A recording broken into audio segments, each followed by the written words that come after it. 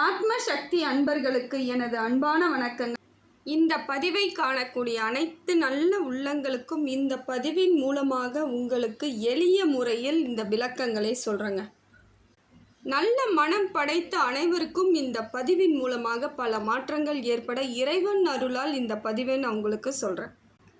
ஏற்கனவே போட்ட பதிவுகள் எல்லாமே உங்களுக்கு பொருந்தக்கூடியதாக இருக்குது. எனக்கு 100% கரெக்டாக இருக்குது. நீங்கள் சொல்கிறது எல்லாம் சரியான அமைப்பில் தாங்க இருக்குது. இப்போ நீங்கள் சொன்ன பிறகு எனக்கு ஓரளவுக்கு மாற்றம் ஏற்பட்டிருக்குன்னு சொல்லிட்டு நீங்கள் எனக்கு கமெண்ட்டில் போகிறீங்க இல்லையா? அதன் மூலமாக உங்களுக்கு நான் அடுத்த பதிவுகளை என்னால் முடிந்த அளவிற்கு எளிமையான விளக்கங்களை கொடுத்து இதற்கு மேல் உங்கள் வாழ்க்கையில் பல மாற்றங்கள் ஏற்படணும்னு சொல்லிட்டு இறைவனை பிரார்த்தனை பண்ணிக்கிட்டு இந்த பதிவை போடுறேங்க. இந்த பதிவானது மகர ராசிக்காரர்களின் வாழ்க்கையில் எப்படிப்பட்ட மாற்றங்கள் வரப்போகுது, கிரகங்கள் உங்களுக்கு எந்த மாதிரியான அமைப்பில் இருந்து வரக்கூடிய காலங்கள்லாம் சிறப்பாக இருக்குன்னு பார்க்கலாங்க. மகர ராசி எப்பொழுதும் பார்த்தீங்கன்னா அவங்க ரொம்ப இயல்பாக பழகக்கூடியவர்கள், யதார்த்தமாக இருப்பாங்க, பெருசாக அழட்டிக்க மாட்டாங்க, பெருசாக எதையும் சாதாரணமாகவே சொல்லுவாங்க. எந்த பெரிய விஷயமா இருந்தாலும் அது சாதாரணமாக பேசக்கூடியவர்கள் மகர ராசி. மகர ராசிக்காரர் இயல்பே அப்படி. அவங்க ஃபேஸ் பார்த்தா கூட ஒரு அமைதியாக இருக்கும், எந்த விதத்துலேயும் டென்ஷன் இருக்க மாதிரிலாம் இருக்காது. உள்ளுக்குள்ளே 1000 இருந்தாலும் வெளியே காமிச்சிக்கவே மாட்டாங்க. இதுதான் மகரத்தின் ஒரு சப்போர்ட் பண்ண வேண்டிய விஷயமா இருக்கும்.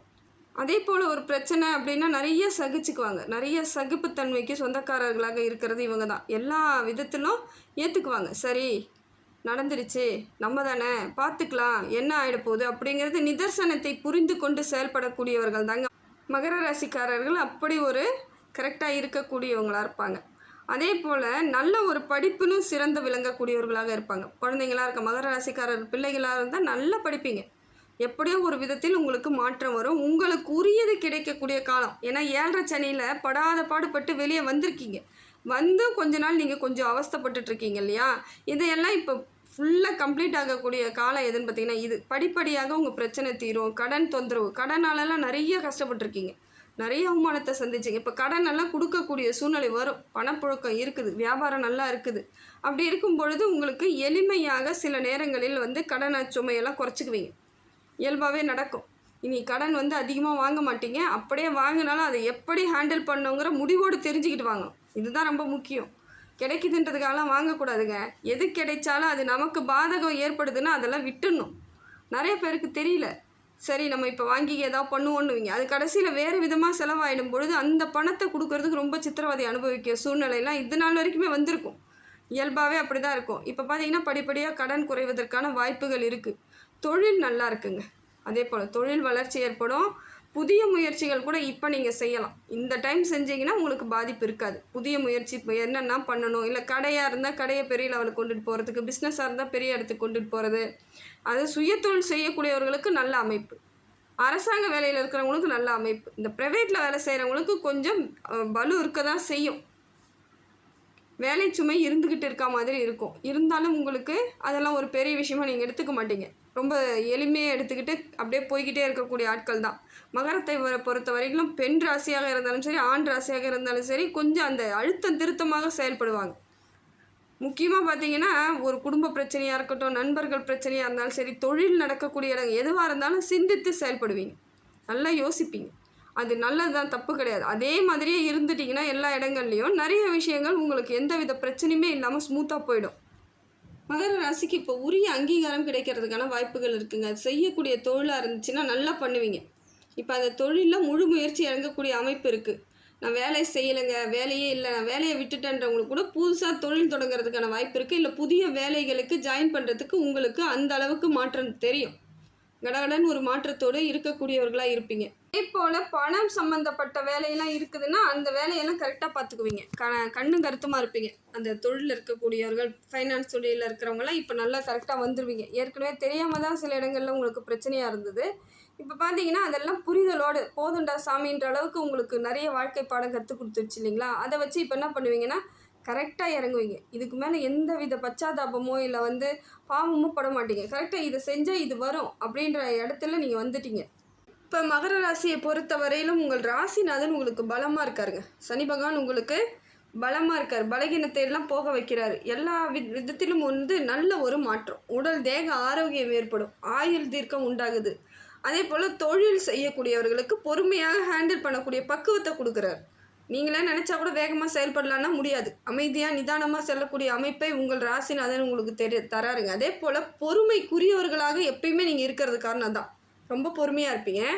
இப்போ அதையும் தாண்டி இன்னும் நல்ல பொறுமையாக புத்திசாலித்தனமாக நீங்கள் வந்து எல்லா விஷயங்களையும் செய்யக்கூடிய ஆட்களாக மாறப் போகிறீங்க இப்போ. அதே போல் சுக்கிரன் உங்களுக்கு நல்ல இடத்துல இருக்காருங்க. நல்ல மாற்றத்தை ஏற்படுத்தி கொடுக்குறாரு. சுக்கிரன் நல்லா இருந்தாலே உங்களுக்கு வாழ்க்கையில் கொஞ்சம் மாறுதல் இருக்கும். டென்ஷன்லாம் கொஞ்சம் குறையும். பணம் இல்லை அப்படியே அவஸ்தைப்படுறது, உடல் ரீதியான அவஸ்தைலாம் இருந்தது எல்லாம் குறையக்கூடிய அமைப்பில் உங்களுக்கு சுக்கிர பகவான் தராரு. இதுக்காக தானே காத்துக்கிட்டு இருந்தீங்க. எல்லா விதத்திலும் மாறுதலை ஏற்படுத்தக்கூடிய காலகட்டம் இந்த காலம். ஏன்னா ரொம்ப பிரச்சனையை சந்திச்சாச்சு. திருப்பி நம்ம சந்திக்கக்கூடாதுன்னு நீங்கள் நினைக்கிறீங்க. அதன்படி செயல்பட்டாலே போதுங்க. உங்களுக்கு உங்கள் ராசிநாதன் சப்போர்ட் பண்ணுறாரு. அடுத்தது பார்த்தீங்கன்னா சுக்கிரனும் சப்போர்ட் பண்ணுறாரு. அதே அளவிற்கு உங்களுக்கு குரு பகவானும் சப்போர்ட் பண்ணுறாருங்க. இப்போ பார்த்தீங்கன்னா தொழிலாம் அமோகமாக இருக்கும். தொழில் வளர்ச்சி நல்ல நிரந்தரமான ஒரு அமைப்பாக இருக்கும். ஒரு சில இடத்துல மட்டும் கவனமாக இருந்தால் போதுங்க. நீங்கள் பெரும்பாலும் உங்களுக்கு நன்மை தாங்க நடக்குது.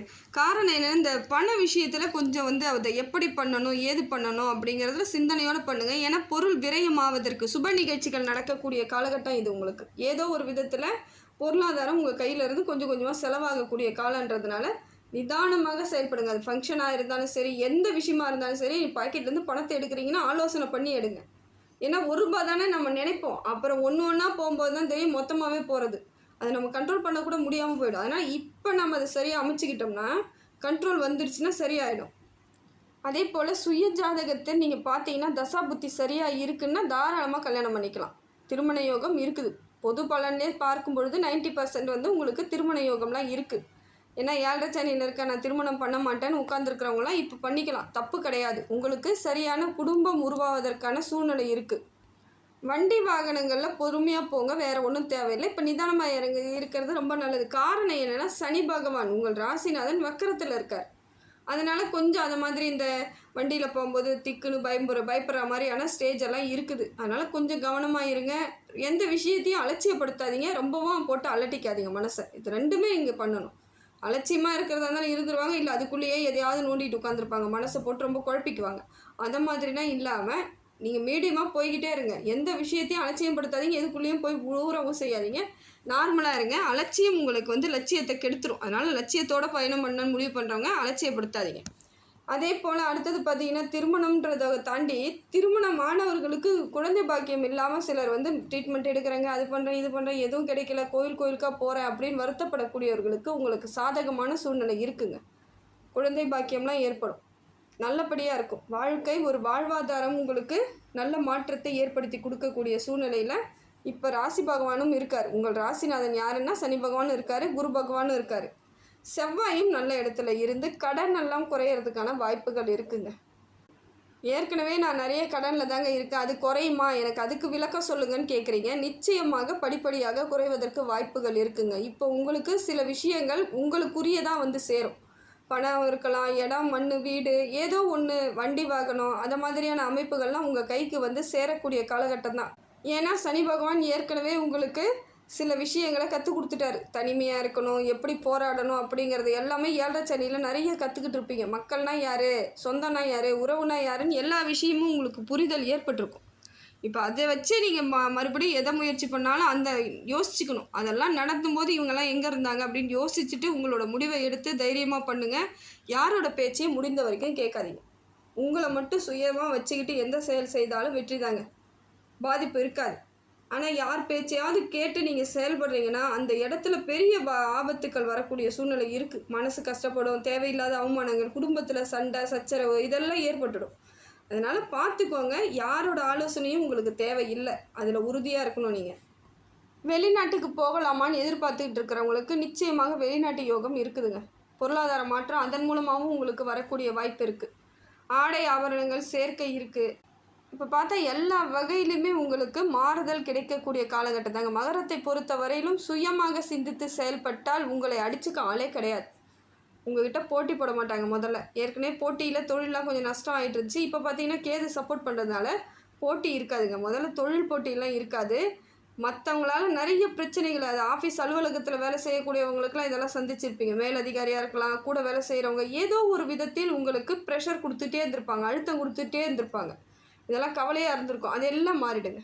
கவலைலாம் பட வேண்டிய அவசியம் இல்லாமல் உங்களுடைய வாழ்க்கை வாழ்வதற்கு இப்போ சனி பகவானும் சப்போர்ட்டு, குரு பகவானும் சப்போர்ட்டு, செவ்வாயும் சப்போர்ட்டு. இப்போ எல்லாம் மாறுதல் தானே, அதை நாம் தான் பக்குவமாக எடுத்துகிட்டு போகணுங்க. புதனும் உங்களுக்கு ஓரளவுக்கு நல்ல அமைப்பில் இருக்காருங்க. ராகு பகவான் மட்டும் கொஞ்சம் உங்கள் மனசை போட்டு அலக்கழிக்கிறார், அவ்வளோதான். மனசுக்குள்ளே ஆசைகள், நிறைய ஆசையை கொடுப்பார். அதை வாங்கலாமா, இதை வாங்கலாமா, இதை பண்ணலாமா, அந்த ஊருக்கு போகலாமான்ட்டு திட்டம் இல்லாமல், எந்த வித திட்டமே இல்லாமல் திடீர்னு செய்யக்கூடிய மாற்றத்தை ராகு பகவான் கொடுக்குறாரு. ஆனால் நீங்கள் அப்படி இருந்தீங்கன்னா சரி வராதுன்னு உங்களுக்கு தெரியணும். எதுவாக இருந்தாலும் யோசித்து செய்யுங்க, சிந்தித்து செயல்படுங்க. எந்த கிரகங்கள் எப்படி இருந்தாலும் நாம் சரியாக இருந்தால் நமக்கான வழிவகை கரெக்டாக கிடைச்சிரும். இப்போ இவ்வளோ தூரம் கடந்து வந்தாச்சு. நீங்கள் 7 சனியில் மட்டும்தான் கஷ்டப்பட்டீங்களான்னா இல்லை, அதுக்கு முன்னாடியிலேருந்தே பாடுபட்டுட்டு இருக்கிறீங்க. அது எல்லாமே மாறக்கூடிய அமைப்பு இப்போ வரும்பொழுது நிறைய மாற்றம் இருக்குதுங்க. அதே போல் கோர்ட்டு கேஸுன்னு ஏதாவது வாதாடிக்கிட்டு இருக்கீங்க, வழக்கு இருக்குதுன்னா அதெல்லாம் உங்களுக்கு சாதகமான தீர்ப்பு வரக்கூடிய காலந்தாங்க.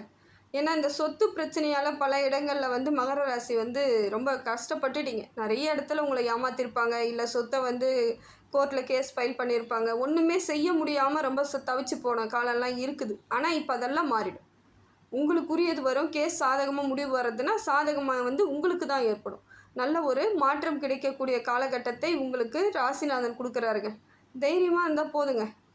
ஹனுமன் வழிபாடு உங்களுக்கு நல்ல ஒரு மாற்றத்தை ஏற்படுத்தி கொடுக்குதுங்க. அதே போல் சனி பகவான் வழிபாடு நல்லது. விநாயகர் வழிபாடு இன்னும் உங்களுக்கு பெரிய மாற்றத்தை ஏற்படுத்தி கொடுக்கும். எல்லா கவலைகளுக்கும் மருந்தாக அவர் உங்களுக்கு செயல்படுவாருங்க.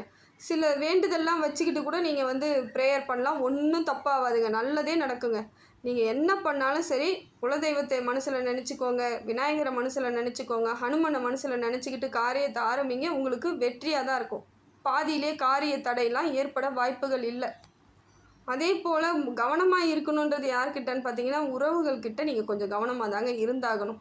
எப்படியா இருந்தாலும் உங்களுக்கு அவங்க உங்களுக்கு பாதகத்தை ஏற்படுத்த தான் ரெடியாக இருக்காங்க. சாதனை கொடுக்க மாட்டாங்க. சும்மா கூட இருந்துக்கிட்டு உங்கள்கிட்ட பேசிட்டு உங்கள் செலவு உங்கள் பாக்கெட்லேருந்து எடுத்து செலவு பண்ணிவிட்டு போய்கிட்டே இருப்பாங்க.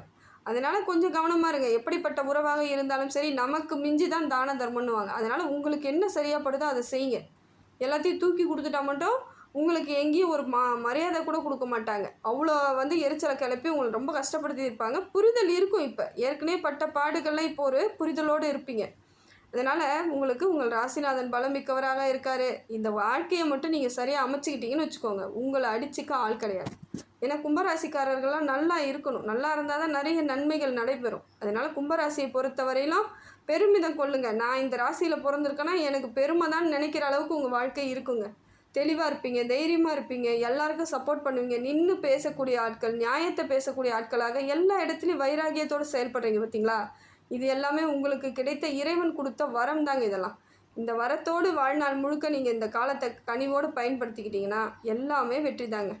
எல்லாம் வல்ல இறைவன் எல்லா புகழும், எல்லா செல்வங்களும், எல்லா நேர்மறை ஆற்றலும் உங்களுக்கு கிடைக்கணும்னு சொல்லிட்டு இறைவனை பிரார்த்தனை பண்ணுறேங்க. ஆத்மா ஆன்மீக சேனலுக்கு சப்ஸ்கிரைப் பண்ணாத சப்ஸ்கிரைப் பண்ணிக்கோங்க. நன்றி, வணக்கம்.